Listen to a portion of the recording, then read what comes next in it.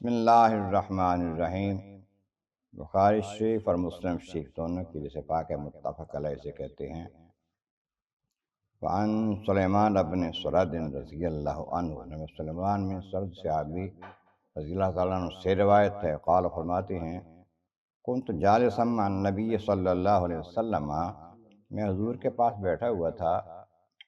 رجلان یستبان، دو بندے آپس میں گالی گلوچ کر رہے تھے، ایک دوسرے کو برا بھلا کہہ رہے تھے، الجھ پڑے، آپس میں جھگڑ پڑے۔ تو احدہما قد احتمر وجہہ، ایک کا چہرہ سرخ ہو گیا، غصے سے لال پیلا ہو گیا، وانتفخت اوداجہ، رگیں پھول گئیں اس کی۔ فقال رسول اللہ صلی اللہ علیہ وسلم، نبی رسول کریم رحمت عالمین صلی اللہ علیہ وآلہ وسلم نے ارشاد فرمایا، انی لعالم کلمۃ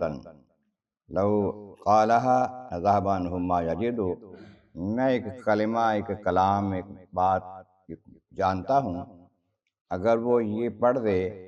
یہ پڑھ لے، اس کی حالت جو ہے یہ چلی جائے، ٹھیک ہو جائے۔ فرمایا لو قال اعوذ باللہ من الشیطان الرجیم، اگر یہ پڑھے، یہ کہہ دے اعوذ باللہ من الشیطان الرجیم،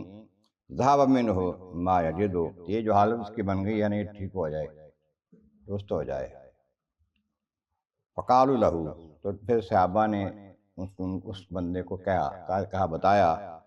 ان نبی صلی اللہ علیہ وسلم قال، کہ اب نبی کریم علیہ السلام نے فرمایا ہے کہ تعوذ باللہ من الشیطان الرجیم، تم یہ تعوذ جو ہے یہ پڑھ لو۔ دونوں کتابوں کی بخاری مسلم کے جیسے پاک ہے، مانے کہ غصے کی حال میں جب بندہ آپ سے باہر ہو جائے نا، تو پھر اس طرح کر کے تعوذ اعوذ باللہ پڑھ لیا کر، اللہ تعالیٰ اس سے اس کو سکون دے دے۔